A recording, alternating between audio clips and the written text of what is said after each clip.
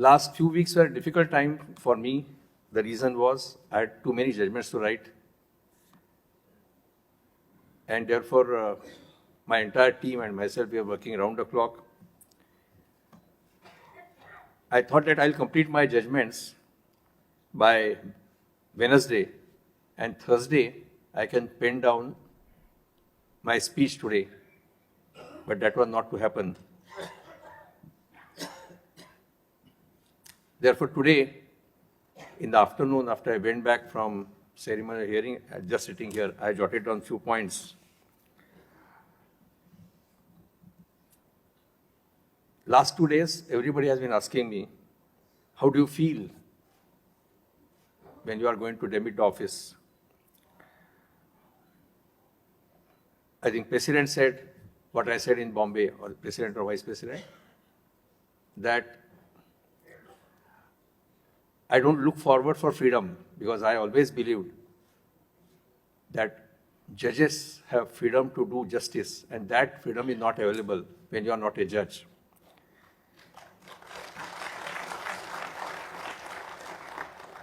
Therefore, there is of course a tinge of sadness in my mind that I will be demitting office of Judge of the Supreme Court of India. I have been a judge of 3 constitutional courts for the last 21 years and 9 months. And when you are a judge of a constitutional court, you get so much involved with your work that judgeship becomes life, and life is judgeship. And that is one transition I will have to face, and I will have to find out whether there is any life outside the justice. And I am sure that I will be able to do that and lead a constructive life ahead. Maybe after a few days, after my retirement, I'll be able to think rationally about my future course of action, or how I'm going to lead the future life. It is often said that when a successful lawyer becomes a judge of High Court, he makes sacrifice. I don't agree with this concept at all. Maybe sacrifice may be in material terms, in the sense that whatever good income you have as a lawyer, that income gets reduced. But I always say so in all judicial academies. I've been teaching in judicial academies for the last 15 years. That when you join judiciary, you may not get that kind of income which you get as a lawyer. But the work satisfaction you get, that can't be compared with your career as a lawyer.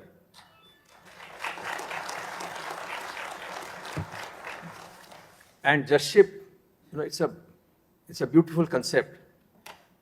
When you are a lawyer, you may be a very good lawyer, but your performance is constrained by your opponent, your own client. Sometimes you face very hostile judge. So you may be a good lawyer, but there are several constraints on your performance. But if you are a judge, when you sit in the court, nobody controls you except the Constitution and the law and your own conscience.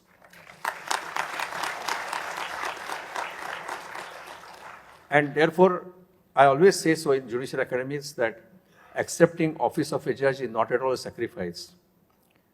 But there is a sacrifice involved, not on the part of person who assumes the great offer which comes from the Chief Justice. The sacrifice is involved on the part of family of the judge.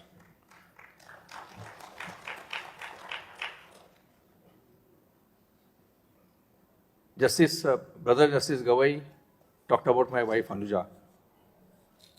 Perhaps the maximum sacrifice was by her. One more sacrifice I want to tell you, very few people know about it.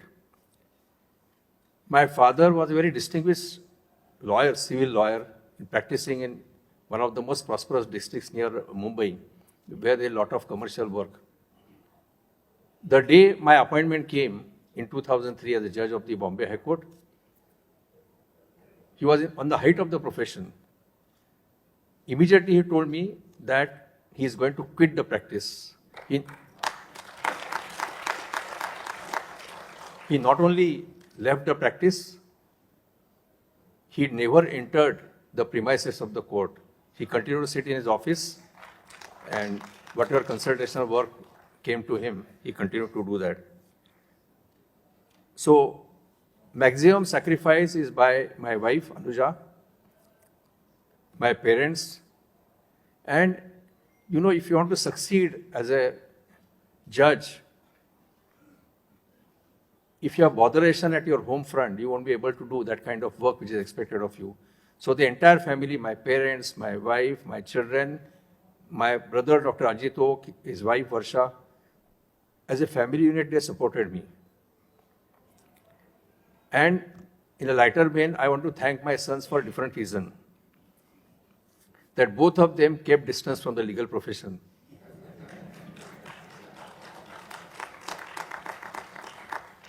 That can be a great relief for a judge. Therefore, when we talk about the work done by the judges, we must also give credit to their families, because their sacrifice is the real sacrifice. A person who occupies the office doesn't sacrifice anything. On 28th of June 1983, I started practicing in district court at Thane.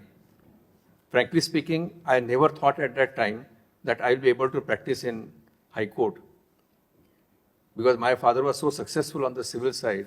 He was a very leading lawyer. But somehow, I could get an opportunity to start practice in High Court in 1984-85.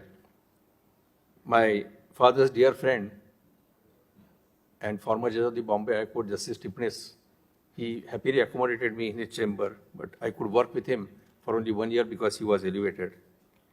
And then started my long journey in Bombay High Court. I'll come to that little later. And as a judge, funny things happen to you. I remember from the beginning of 2019, maybe senior lawyers, maybe senior judges used to talk to me and tell me, very likely you are going to become a Chief Justice. Somebody told me that I'll go to Jammu and Kashmir. Somebody said I'll go to Kerala. Somebody said I'll go to Mizoram, Manipur, Tripura. But surprisingly, nobody told me that I'll become Chief Justice in Karnataka. But Collegium thought so. And it's a very interesting story about my elevation to Bombay High Court. I'm not going to tell that story to you, because other day in Bar Council function in Bombay, Justice Gawai has publicly assured that he'll come out with that story after 24th November. That story is only part of it. I'll tell that in 2000 or 2001, myself and Justice Gawai were called by different senior judges, and where our consent was taken, informal consent was taken. The subsequent part of the story, I'll leave it to Justice Gawai to tell. I'm not going to tell you. But only fascinating part in today's contest, I want to tell you that my name was recommended on 15th of February 2003, and warrant was issued on 14th of August 2003. Perhaps you may not be able to believe that this can happen in 6 months. Today it takes maybe 2 years, 3 years, I don't know. It may be more also. So it was a great privilege for me to go to Karnataka. And before I went to Karnataka, it was a great learning experience for me to be in Bombay High Court. I must acknowledge my Chief Justices. When I was in practice, I was purely a civil practitioner, mainly practicing on civil and writ side. But my Chief Justices made me work on the criminal side. And they ensured that I work on all branches. I had done trial work in Bombay High Court. I had sat on the company jurisdiction. I sat on the insolvency jurisdiction, all jurisdictions. I got experience because of great Chief Justices which I had. And therefore, my task in Karnataka was very easy. In the afternoon, Madhavi Diman referred to something which happened in 2006. But I believe that there are few things which must be kept secret. And perhaps why she said that, I know that she felt that perhaps I may say openly what happened at that time, but some other day and some other occasion. My when you undertake a long journey by aeroplane, there are always turbulences. There were turbulences. I remember in 2017 something happened. And the Bombay bar is so strong and so powerful, they fight fiercely for independence of judiciary. Something happened in August 2017, and within 72 hours, Bombay Bar Association passed an unanimous resolution condemning those who interfered with the interfered with the process of justice. So every time, I must acknowledge that every time, Bombay Bar firmly stood behind me. Same is Bangalore. Mr. Ranganath is here, who was president of the Bangalore Bar Association. He always supported me very constructively. My experience in Bombay helped me to work in Karnataka. And again, few funny things I must tell you. From the year 2000, stories started appearing in newspapers that Supreme Court is going to consider, Collegium is going to consider several names for elevation. So in 2020 and 2021, all those newspaper reports used to appear, but one name was absent in that was my name. Therefore, August second week, it came to me as a shock when the then Chief Justice of India said that my name is being recommended by the Collegium, because psychologically I was prepared to work hard in Karnataka. I had drawn action plan, what I will do till May 22 before demitting office.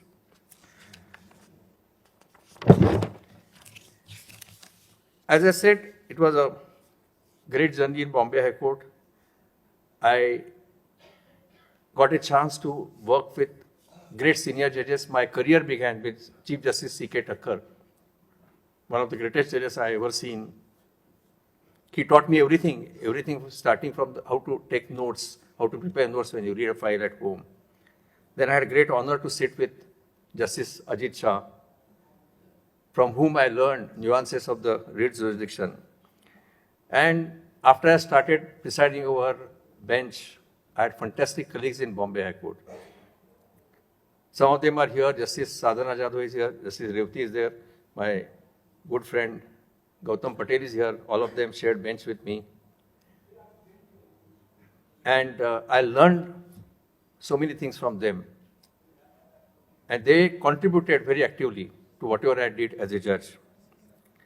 Justice Gautam Patel showed me, or rather, tried to bring about improvement in me and making me laugh while sitting on the bench. Today is not a very serious day.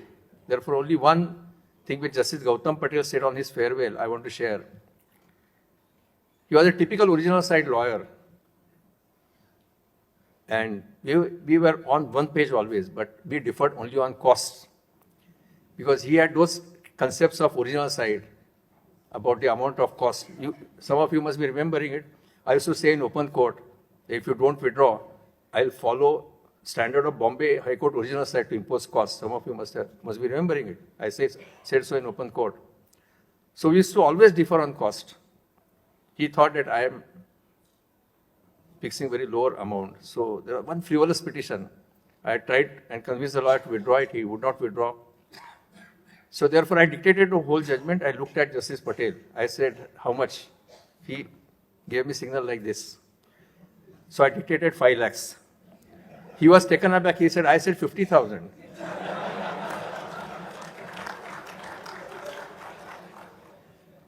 But I must say that order was confirmed by Supreme Court with cost of 5 lakhs.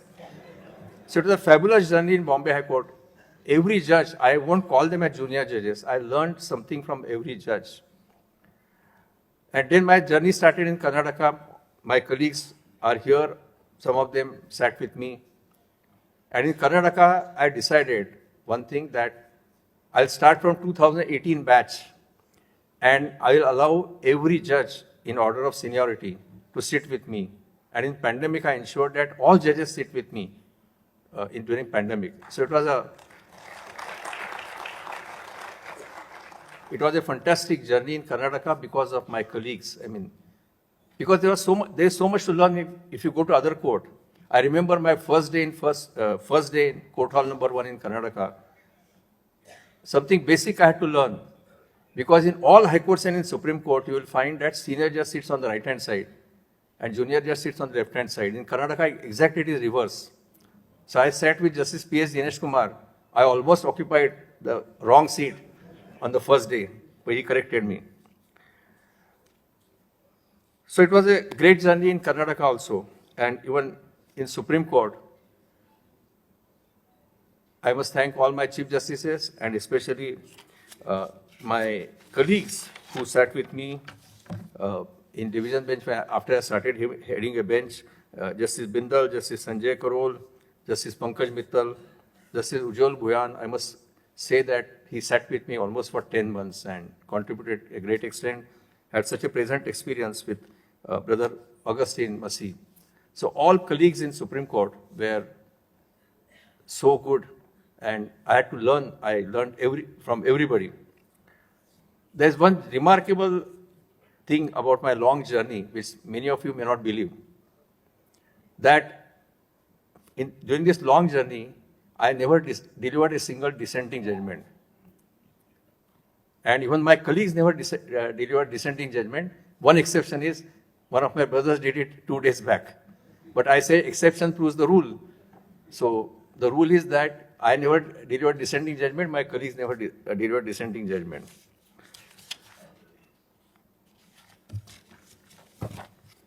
There are so many things which I want to say. I started by saying something which Madhavi Diwan said about 2006. In fact, during last few days, my office is receiving requests from my friends in media that I should give interview.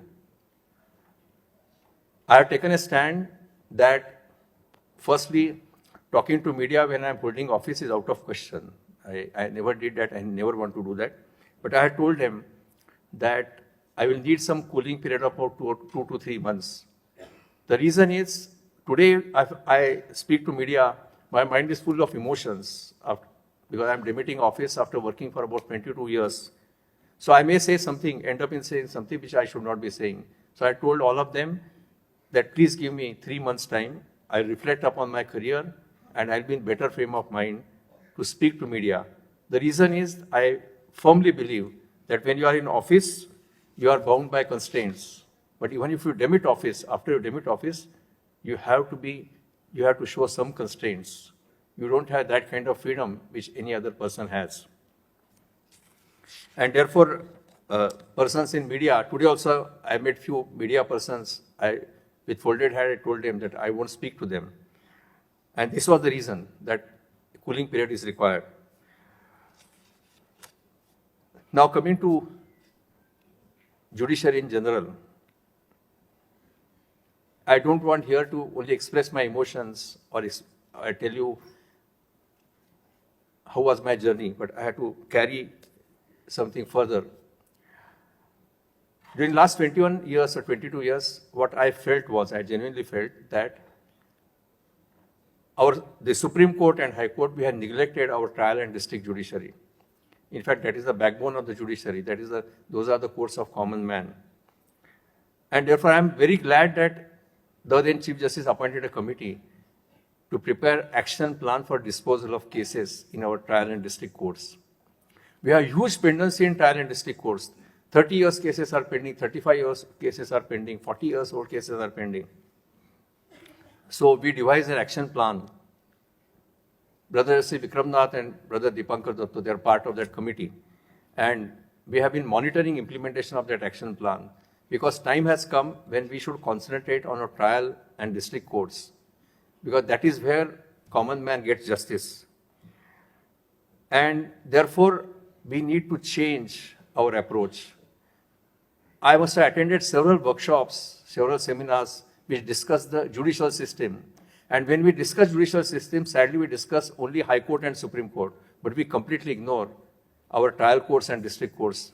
Therefore, I always said on public platforms, please don't describe any trial court or a court of civil judge as a subordinate court. No court can be subordinate. That is against our constitutional ethos. So that is one area where we'll have to really work hard. The second area where we'll have to work hard, which I said in one of my judicial orders regarding policy on bail. Every High Court every bigger high court has pendency of criminal appeals. 20 years old, 25 years old criminal appeals are pending.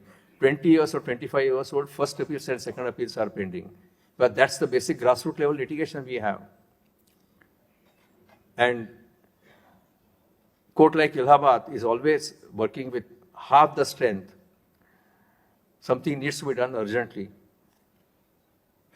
I always felt, especially in criminal matters, that we sitting in High Court give priority to appeals against conviction of those who are in jail. We forget the appeals of accused who are on bail. So 20 years after a person is released on bail, you deal with 302 appeal. And then if you want to confirm the sentence, it's very harsh because you have to send somebody to jail after a gap of 20 years. So these are the areas, and especially even civil matters.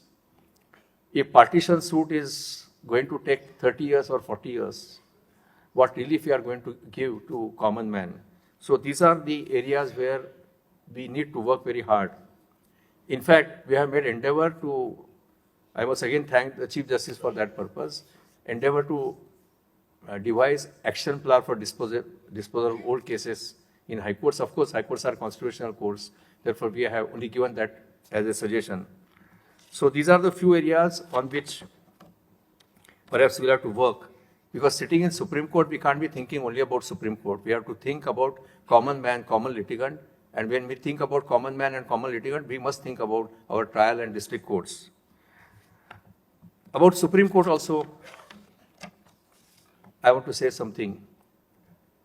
I am very happy that Chief Justice Khanna took us on the path of transparency.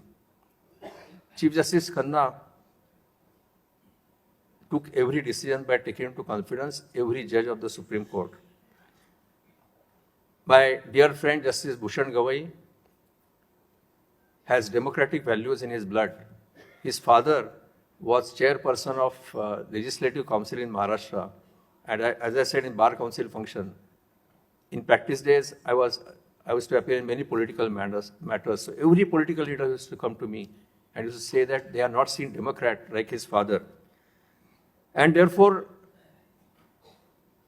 I am so happy that Justice Bhushan Gawai is the Chief Justice, and therefore I am going to take liberties of making few suggestions. I am not going to make demands like Mr. Vikas Singh, only few suggestions.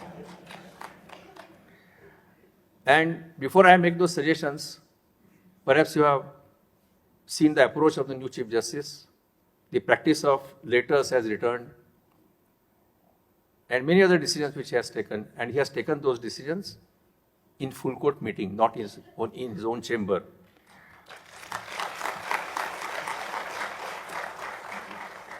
One difference which I felt between the High Courts and Supreme Court is, High Courts, of course, Chief Justice is the master of roster.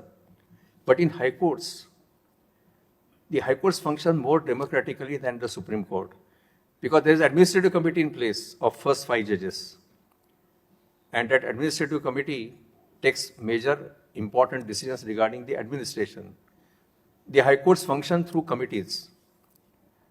Somehow I found during last 3 years and more that the Supreme Court is Chief Justice centric court. And I think we need to change that, because Supreme Court is a court of 34 judges who come from different areas of our country. And therefore,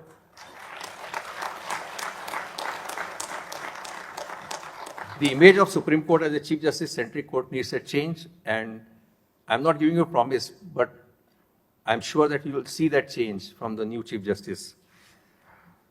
The other aspect which always bothered me, bothered me in Karnataka also, that why only selected matters should be listed. And therefore, thanks to my senior colleagues, Justice Nagaratna, Justice Arvind Kumar, I got fantastic support from them. And in pandemic, we tried to introduce auto rating system. So nobody is supposed to mention any matter. All cases will be listed automatically, whether objections are rectified or not. And therefore, we must do something like this. Otherwise, why people complain that why some cases listed on the next day but some other case remains pending for 20 days or even more than that. And perhaps one solution which I found was, in High Court there is a fixed roster, and once there is a fixed roster, even that does not give discretion even to the Chief Justice. All matters are listed before appropriate benches as per the roster. After having worked in constitutional courts for almost 22 years, I believe in one thing. We cannot have better listing unless we reduce the manual intervention to the minimum.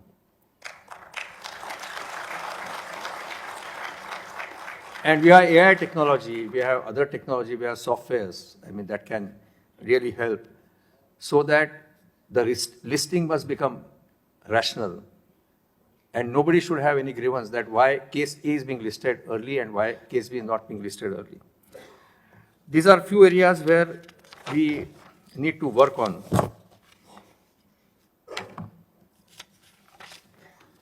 Because ultimately, we must remember that Supreme Court is not only constitutional court, it's the appellate court. And therefore, appeals of common man come to this court. And therefore, to give relief to the common man, we should have a system of listing which will rule out manual intervention. Before I close, I am indebted to so many people who have worked around me.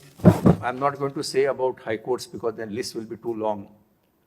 I started with my family. I already given all the credit to them. My own family, my parents, my brother, his family. But the secretaries, my secretaries at home, they are willing to work from 8:30 in the morning to 11:30 in the night, and they are willing to work smilingly.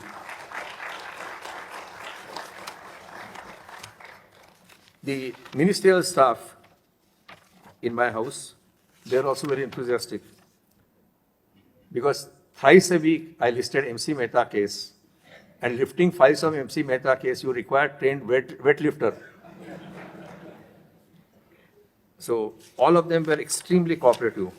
My court staff, the court master, the secretaries in the court, they're very, very effective. I used to list so many matters and they worked absolutely efficiently. The staff working in the house, they loved me, they respected me, they looked after me and my family. So the entire staff which is assigned to me, I can't forget my PSOs also. They were simply excellent, and without their cooperation, I could not have done even 50% of work which I had done. And I can't forget my law clerks. At first batch of law clerks, now some of them are back with me. They simply come and sit in my office where they want to give company to me. But my law clerks were simply fabulous. My interns were fabulous. In fact, I want to share this publicly. There are occasions where my law clerk worked in my office till 4 o'clock, 4:30, 5 a.m. When they knew that I start working early in the morning, so I used to get early morning knock on my door. I used to find law clerks standing outside with some notes or something. So I must give credit to all of them.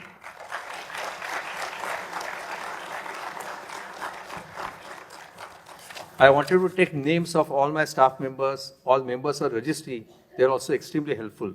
But then my speech will be endless, and somewhere I have to end. By bona fide mistake, I may have omitted somebody. And I hope that whosoever is omitted, they will pardon me. Before I close, I must thank the members of the bar. I never expected this last working day, when the hall is full, people are standing, when the first balcony is full, I never expected it on last working day.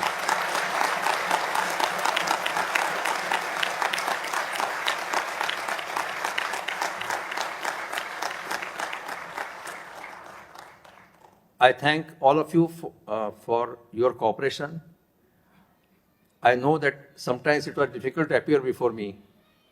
In the ceremonial sitting, it was said, but it was said very sweetly. But all of you went out of the way to cooperate. I must also thank all the members of the bar who work as amicus, because I handle a large number of PILs, I must thank all of them. So I thank all of you from my bottom of heart, and I will say that even if I am demitting the office, my commitment to the cause will continue in some other capacity. I will always devote time to the cause of justice. Thank you.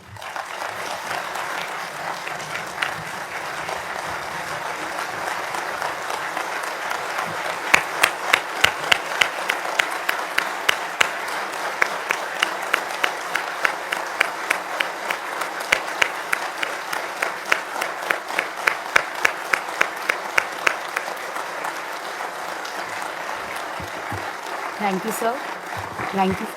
Thank you, sir, for sharing your experience with us and guiding us. Now I